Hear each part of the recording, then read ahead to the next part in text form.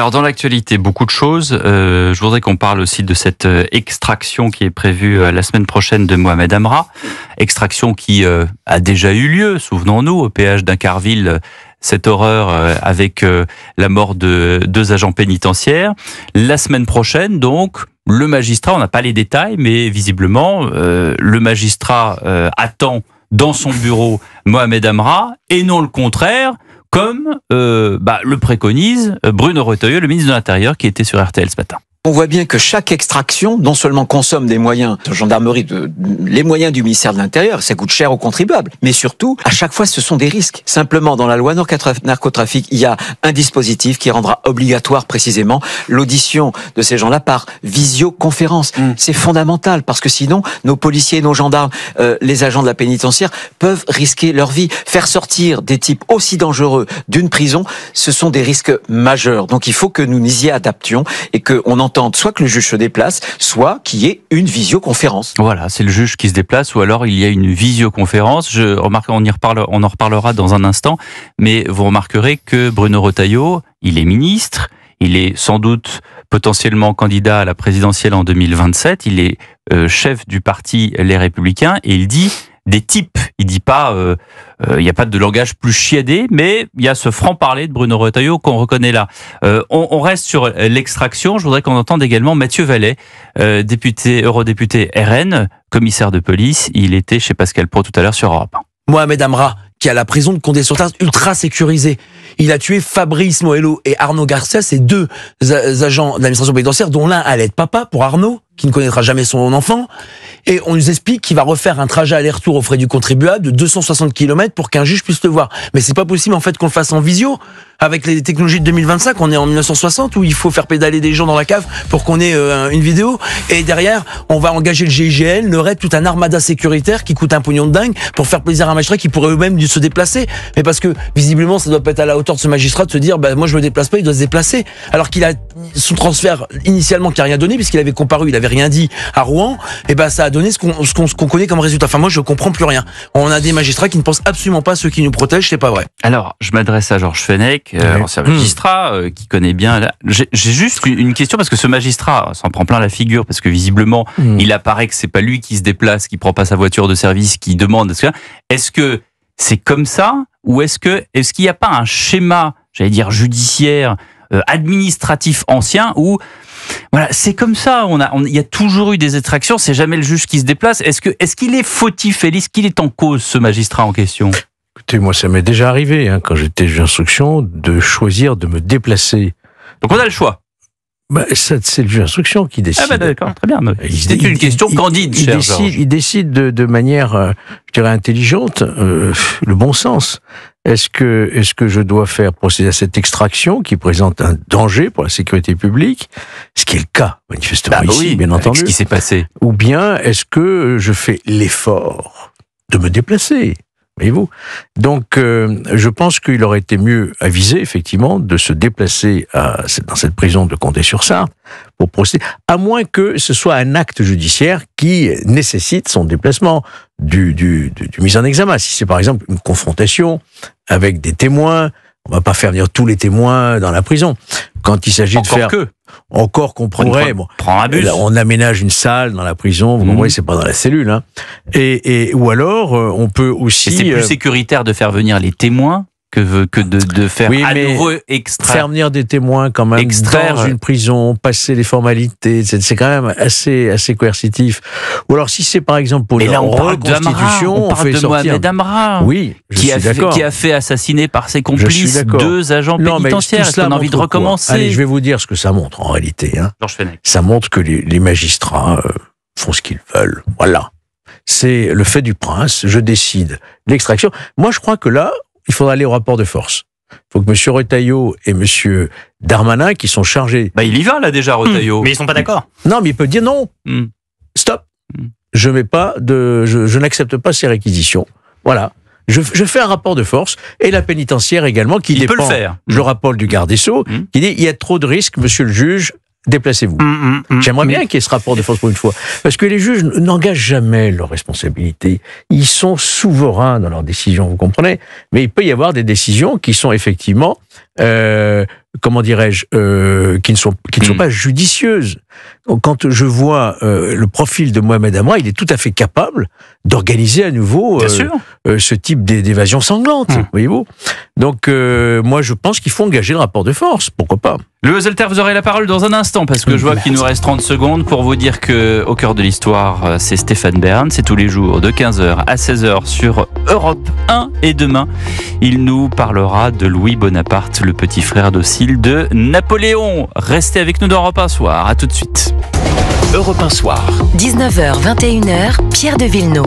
Avec Georges Fenech et Louis Oselter, on parlait de cette extraction qui est prévue la semaine prochaine de Condé-sur-Sarthe pour faire passer une audition à Mohamed Amra devant un juge. Ce juge qui visiblement ne se déplace pas ou ne souhaite pas se déplacer. Et Louis Oselter, on en parlait à l'instant, il y a divergence au sein du gouvernement puisque hier soir, le ministre de la Justice sur TF1, Gérald Darmanin, s'est dit certain qu'il ne se passera rien lors du déplacement. Le ministère de l'Intérieur qui aura la responsabilité de ce transfert, dit Gérald Darmanin, le fait dans de magnifiques conditions, que ce soit le GIGN ou le RAID, et Bruno Retailleau qui, comme on l'a entendu tout à l'heure sur RTL ce matin, disait qu'il préférait que le juge se déplaçât, qu'on puisse faire ça en visioconférence. Faire sortir des types aussi dangereux d'une prison sont des risques majeurs.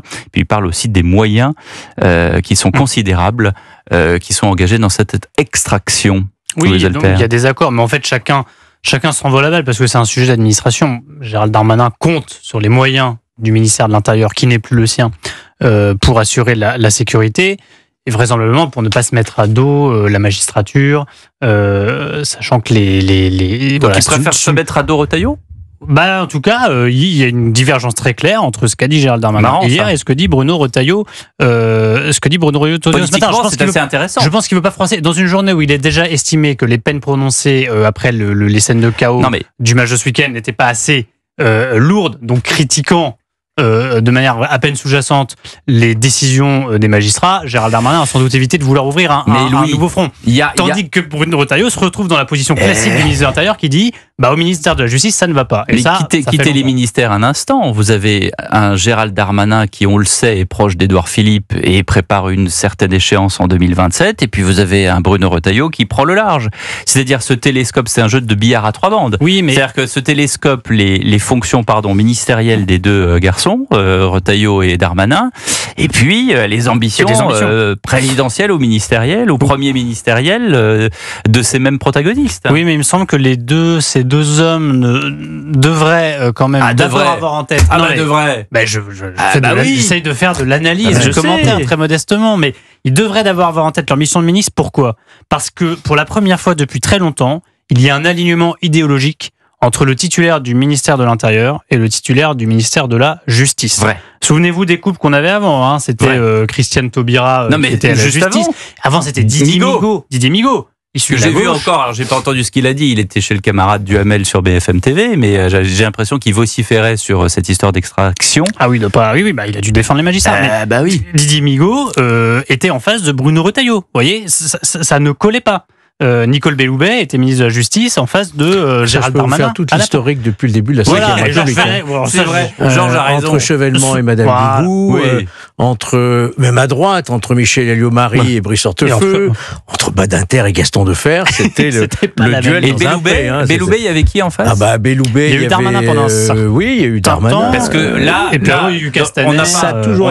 On n'a pas passé le sonore, mais Retailleau, ce qu'il dit également chez Confrères d'RTL ce matin, c'est qu'il dit il faut commencer par supprimer la loi Belloubet. Sur les courtes peines. Ça, on vient aux peines. C'est ça. Grand sujet. C'est ça.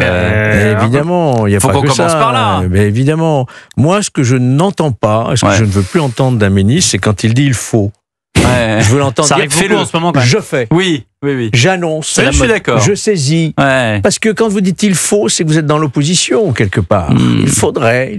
C'est vrai. Il faudrait peut-être bien supprimer. Fais-le, mon ami. C'est très juste. Il n'y a pas de majorité, donc il n'y a que des oppositions, même au gouvernement. Mais alors arrêtons de tromper les Français. Je suis bien d'accord avec vous. On entend des ministres qui font ce qui s'apparentent à des annonces et qui en Alors réalité sont plutôt des promesses de futures campagnes. Quand même à Pierre, Georges. je ne sais pas quelles sont les ambitions présidentielles des uns et des autres, s'ils prennent leurs décisions en fonction de leurs ambitions. Moi, je pense aux familles des pénitentiaires qui ont été assassinées, Mais bien sûr. et que c'est une provocation terrible Mais bien sûr. que de les contraindre à nouveau à prendre un risque Mais pareil. bien sûr, c'est ce que disait Alors, Mathieu Vallée. Voilà. Mathieu Vallée, il dit, vous vous rendez compte, cet enfant qui ne connaîtra pas son père. Voilà. Et c'est tout à fait vrai. Alors justement, j'en viens à ce que je disais à l'instant. Bruno Retailleau et Gérald Darmanin, qui souhaitent une plus grande fermeté du code pénal. Je parle bien sûr des fameuses peines minimales qu'a prononcé, en tout cas qu'a souhaité, encore une fois dans le souhait, François Bayrou hier devant l'hémicycle de l'Assemblée nationale.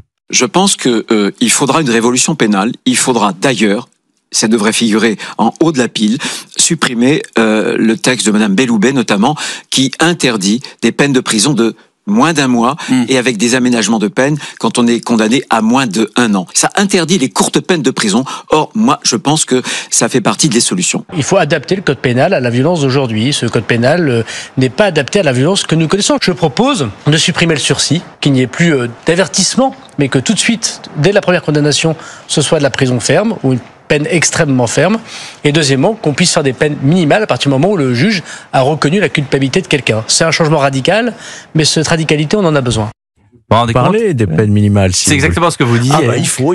C'est plus un gouvernement, c'est une campagne permanente. Que je propose qu'il faudrait que... Merci d'être là, Georges, parce que honnêtement, on réécoute le sonore, on le réécoute pas de la même façon quand vous êtes là. Eh ben oui.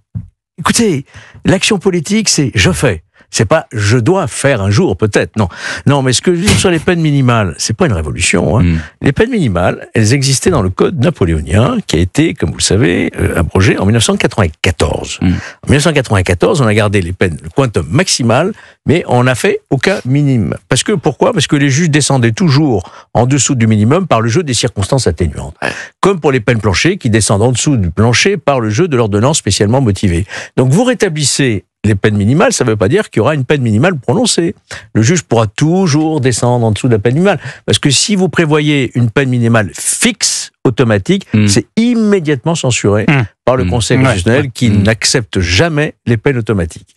Donc tout cela, c'est du vent. Ouais. J'entends bien, c'est du vent. On voit les peines qui ont été prononcées par le tribunal de Paris. Il y a 6 mois, 3 mois avec sursis. Il y a des travaux d'intérêt général. Il y a des stages de citoyenneté. Voilà, c'est ça les peines. Bien sûr. Pour des mecs qui ont balancé des comment dirais-je, des mortiers, des tirs de mortier sur les policiers, et puis qui ont accessoirement balancé aussi. On l'a vu les images effrayantes des barrières sur le périphérique. Vous vous rendez compte ? Vous passez interrogez-vous, Pierre, en scooter. Qui fait la politique pénale dans ce pays. Vous avez en même temps le garde des Sceaux qui dit qu'il faut des peines minimales, vous avez le ministre de l'Intérieur qui dit qu'il faut rétablir les courtes peines, et dans le même temps, vous avez le procureur, la procureure de la République de Paris, Madame Laure Bécuot, qui fait un communiqué en disant la prison n'est plus la référence. Donc vous voyez que les magistrats se sont finalement comment dirais-je désolidarisés. Déconnectés. Déconnectés, je trouve pas le mot. Ils se sont détachés. En fait, du pouvoir exécutif en disant on fait la politique pénale, c'est nous qui la faisons, voyez-vous. Et je me demande finalement, avec le recul, est-ce qu'il faudrait pas rétablir les instructions individuelles du garde des Sceaux qui ont été supprimées par Madame Taubira en 2014, que le garde des Sceaux puisse donner des instructions versées de manière transparente dans le dossier, en disant au procureur, là, dans ces affaires qui viennent d'être jugées, faites appel et requérez des peines fermes. Alors, écoutez, faire une instruction collective. La circulaire, elle ne s'applique pas. Écoutez ce qu'en pense. Elle n'est pas coercitive. Écoutez ce qu'en pense Éric Ciotti, député, chef des députés UDR. Il était l'invité de Sonia Mabrouk ce matin sur Europe 1. Bruno Retailleau parle avec les mêmes mots que Nicolas Sarkozy. C'est la même technique. Mais quelque part, il agit comme Christophe Castaner. Et c'est ça qui ne peut plus fonctionner. On a monsieur Darmanin qui est au pouvoir depuis 2017. Ça fait presque 8 ans qu'il est ministre de monsieur Macron. 4 ans ministre de l'Intérieur. Il a menti en parlant de supporters anglais au Stade de France. Il a reconnu cette erreur. Oui, il a reconnu son mensonge. C'est quand même grave quand on est ministre de mentir. Et ce sont les mêmes qui étaient au Stade de France. On les connaît. Et c'est le fruit d'une forme d'abandon. Le fait que l'autorité a été abandonnée. Est-ce qu'il a raison, Éric Ciotti, Louise Alter ? En fait, il parle d'autorité, d'abandon, etc. Le sujet qui est posé, c'est Gérald Darmanin lui-même qui l'a posé, c'est effectivement celui des peines. Et ça, mais je suis content d'en parler avec Georges Fenech parce que je sais qu'il a une expertise, une expérience là-dessus. Si je comprends bien, les lois en France, et notamment la loi Belloubet, ont mis en place un cadre qui fait que la prison est désormais l'exception. Et que c'est ce que les magistrats appliquent. C'est même pas que c'est exception, Louis, c'est qu'on ne peut plus la prononcer. C'est pas que l'exception. Pour jusqu'à 6 mois. Le tribunal, sur le siège, il peut plus dire jusqu'à 1 mois. C'est interdit par la loi. Ça, c'est interdit. Oui. Trop courte peine, c'est interdit. 1 mois et 6 mois. Ouais. S'il dit, par exemple, 4 mois, il doit, sur le siège, la transformer tout de suite en autre chose. Donc, il y a un travail d'intérêt général. Donc, à 6 mois, c'est pas possible. Et ensuite, le juge d'application des peines intervient. Entre 6 mois et 1 an, voire 2 ans, le juge d'application des peines, il détricote immédiatement l'extrait.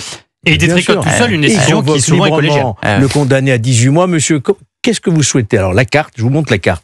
Vous avez la possibilité, soit je peux vous mettre, si vous êtes d'accord, parce qu'il faut votre accord, travail d'intérêt général, ou alors des jours amende, ou alors peut-être de la semi-liberté si... Comment ça, il faut son accord? Je comprends pas. Pour faire un travail d'intérêt, on peut pas obliger quelqu'un à travailler. Je sais pas, moi, Georges. Mais je sais pas les travaux forcés du bagne de l'époque. On devrait peut-être y songer. Pour faire les travaux d'intérêt, il faut recueillir l'accord de l'individu. Donc, on est dans un système où il n'y a plus de sanctions. Parlez dans le micro, chérie. Il n'y a plus de sanctions, je vous le dis. Mais Georges, il y a quand même un souci dans notre raison. Les prisons sont pleines. Les prisons débordent en France. Oui, mais c'est ce que disait Dartigol tout à l'heure. Mais c'est factuel. C'est factuel. On a construit un système. C'est-à-dire que dans la loi, on fait tout pour empêcher la prison. Et les juges sont priés, quand ils ne le font pas eux-mêmes, de trouver toutes les alternatives possibles et de n'enfermer qu'en dernier ressort quand vraiment la situation le requiert. Et dans le même temps, on a la fameuse surpopulation carcérale qui fait aussi que les juges gèrent une pénurie. Comment ça se fait qu'on ait un système qui empêche littéralement de mettre les gens en prison? C'est pas la direction principale que prennent les délinquants. Et à côté de ça, on a des prisons qui débordent. Alors, c'est pas le paradoxe de Fermi. Les extraterrestres existent-ils? Parce qu'ils ne sont jamais venus finalement. Mais il y a là une forme de paradoxe. Oui. Mais ce paradoxe, il faut bien voir, il est très facile à expliquer. À partir du moment où vous n'avez plus de courte peine, eh bien, il y a une impunité qui s'installe, et quand l'individu récidive passe à l'acte, il va commettre des actes graves, et les peines vont être beaucoup plus longues. Donc, tous les sursis tombent. Dans la longueur, vous avez des détentions beaucoup plus longues. Regardez ce qu'a fait le Danemark. Le Danemark a rétabli les courtes peines d'emprisonnement. Très intéressant. Ils ont vidé les prisons. Sur le type qui fait 15 jours de prison, il comprend. Mais oui. Il dit, j'ai pas envie d'y retourner, donc il faut quand même que je me calme. Et j'ai une autre question. Voilà, c'est ça l'explication. Mais pourquoi le paradoxe de Fermi, il est là, quoi. Mais il y a visiblement une opposition des magistrats ou de certains magistrats au principe même des courtes peines. Est-ce que ça vous l'expliquez? C'est pire que ça, mon cher. C'est pourtant efficace. C'est l'opposition à toute forme d'emprisonnement. Mais ça, c'est le syndicat de la magistrature. Tous les magistrats ne vous diront pas ça. Je parle avec des magistrats les amis, on voit des gens en prison. Une majorité qui sont adeptes de ça. Si on continue comme ça, je vais vous servir un coup de blanc et des cacahuètes. Je voulais juste qu'on écoute une autre forme d'intervention. Je bois plus d'alcool. Et vous allez le reconnaître, Ministerio de Cultura, afuera. Ministerio de Ambiente y Desarrollo Sostenible, afuera. Ministerio de las Mujeres y Género y Diversidad, afuera. Ministerio de Obras Públicas, afuera. Afuera. Bon, qu'est-ce que vous voulez mettre dehors? De justice, on peut pas. Vous voulez mettre dehors qui, là? Non, mais je sais pas. Mais c'est voilà une méthode assez radicale. Moi, je sais ce que je dirais. Il énumère les ministères. Je dirais scuola magistratura, fuora. Syndicato, fuora. Voilà ce que je dirais.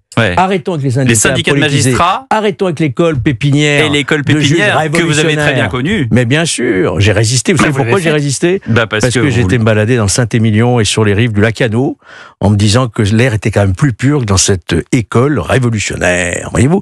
Donc arrêtons avec tout ça, si vous voulez. On est les seuls en Europe à avoir ce système. Afuera, 20h44. Dans un instant, la reprise des débats avec Georges Fenech et Louis Alter sur Europe 1.